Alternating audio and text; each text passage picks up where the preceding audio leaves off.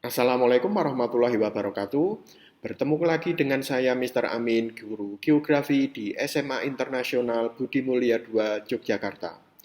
Pada kesempatan kali ini kita akan membahas salah satu materi di pelajaran geografi. Materi pada kesempatan kali ini adalah tentang siklus pembentukan batuan. Batuan secara umum dapat diklasifikasikan menjadi 3 jenis. Yang pertama adalah batuan beku atau igneous rock, kemudian yang kedua adalah batuan sedimen atau sedimentary rock, dan yang ketiga adalah batuan metamorf atau batuan malihan atau metamorphic rock. Pertanyaannya adalah, bagaimana jenis-jenis batuan tersebut bisa terbentuk? Jawabannya adalah jenis-jenis batuan tersebut bisa terbentuk karena adanya suatu siklus yang kita sebut sebagai siklus pembentukan batuan. Semua batuan pada mulanya dari magma yang keluar melalui puncak gunung berapi.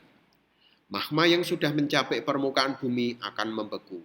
Magma yang membeku kemudian menjadi batuan beku. Secara umum, batuan beku mempunyai ciri-ciri homogen dan kompak. Tidak ada perlapisan dan umumnya tidak mengandung fosil. Semua batuan yang ada di permukaan bumi akan mengalami proses pelapukan. Penyebab pelapukan tersebut ada 3 macam. Yang pertama adalah pelapukan secara fisika, yang kedua adalah pelapukan secara kimia, dan yang ketiga adalah pelapukan secara biologi. Pelapukan secara fisika. Pelapukan secara fisika adalah pelapukan yang terjadi karena perubahan suhu dari panas ke dingin yang akan membuat batuan mengalami perubahan. Hujan pun juga dapat membuat rekahan-rekahan yang ada di batuan menjadi berkembang, sehingga proses-proses fisika tersebut dapat membuat batuan pecah menjadi bagian yang lebih kecil lagi. Yang kedua adalah pelapukan secara kimia. Beberapa jenis larutan kimia dapat bereaksi dengan batuan seperti contohnya adalah larutan HCl atau asam klorida. Asam klorida atau HCl akan bereaksi dengan batu gamping. Bahkan air pun dapat bereaksi melarutkan beberapa jenis batuan. Salah satu contoh yang nyata adalah hujan asam. Hujan asam adalah hujan yang sangat mempengaruhi terjadinya pelapukan secara kimia. Yang ketiga adalah pelapukan secara biologi. Selain pelapukan yang terjadi akibat proses fisika dan kimia, salah satu pelapukan yang dapat terjadi adalah pelapukan secara biologi. Salah satu contohnya adalah pelapukan yang disebabkan oleh gangguan dari akar tanaman yang cukup besar. Akar-akar tanaman yang besar ini akan mampu membuat rekahan-rekahan di batuan dan akhirnya dapat memecah batuan menjadi bagian yang lebih kecil lagi. Selanjutnya, hancuran batuan tersebut akan terangkut oleh air, angin, atau media angkut yang lain ke tempat lain untuk diendapkan. Hancuran batuan yang diendapkan tersebut kita sebut sebagai batuan sedimen atau batuan endapan atau sedimentary rock. Pembentukan batuan sedimen itu merupakan suatu siklus tersendiri. Adapun siklus itu dimulai dari adanya pelapukan, kemudian diikuti oleh erosi, kemudian diikuti oleh transportasi, kemudian diikuti oleh deposisi, selanjutnya akan berakhir pada proses litifikasi yang terdiri dari kompaksi dan sementasi. Batuan sedimen adalah batuan yang terbentuk karena adanya proses pengendapan. Butir-butir batuan sedimen berasal dari berbagai macam batuan melalui proses pelapukan, baik oleh angin maupun air. Proses pembentukan batuan sedimen disebut sebagai diagenesis batuan sedimen yang menyatakan perubahan bentuk dari bahan deposit menjadi batuan endapan. Ada beberapa macam batuan sedimen, yaitu batuan sedimen klastik, sedimen kimiawi, dan sedimen organik. Sedimen klastik berupa campuran hancuran batuan beku yang terlitifikasi atau terendapkan. Contohnya adalah breksi, konglomerat, dan batu pasir. Sedimen kimiawi berupa endapan dari suatu pelarutan.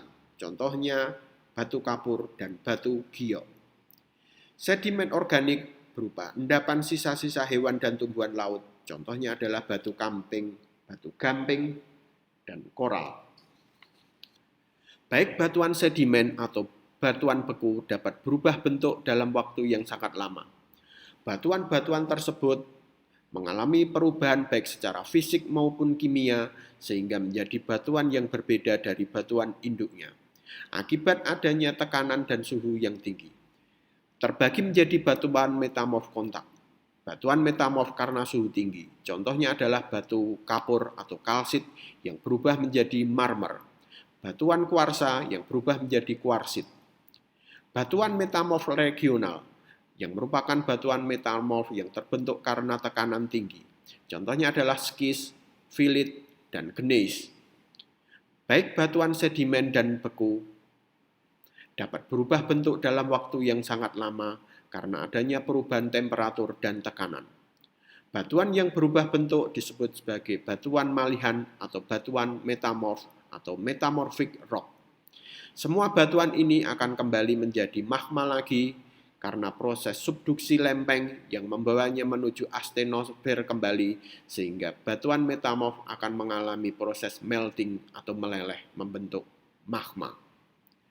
Sehingga di sini siklus pembentukan batuan akan diawali oleh adanya magma, kemudian berubah menjadi igneous rock atau batuan beku, kemudian batuan beku atau igneous rock akan berubah menjadi sedimen, kemudian sedimen akan berubah menjadi sedimentary rock atau batuan sedimen atau batuan endapan, kemudian batuan sedimen atau sedimentary rock akan berubah menjadi metamorphic rock atau batuan metamorf atau batuan malihan, kemudian batuan metamorf akan berubah atau meleleh, berubah menjadi magma. Namun di sini perlu diingat bahwa batuan beku atau igneous rock tidak harus berubah menjadi sedimen. Batuan beku atau igneous rock bisa berubah menjadi batuan metamorf atau metamorphic rock jika dia mengalami suhu dan tekanan yang tinggi. Kemudian batuan metamorf tidak harus meleleh menjadi magma. Batuan metamorf atau metamorphic rock dapat berubah menjadi sedimen ketika dia mengalami proses weathering atau pelapukan, kemudian hasil pelapukan akan diangkut, kemudian diendapkan di tempat lain membentuk sedimen. Kemudian di sini dapat dilihat pula bahwa batuan sedimen atau sedimentary rock tidak harus berubah menjadi batuan metamorf. Batuan sedimen bisa kembali berubah menjadi sedimen ketika dia mengalami proses pelapukan atau weathering, kemudian hasil pelapukan akan diangkut dan diendapkan di tempat lain, kemudian berubah menjadi sedimen lagi. Demikian tadi materi bahasan kita pada kali ini, semoga bermanfaat, jaga kesehatan selalu, dan wassalamualaikum warahmatullahi wabarakatuh.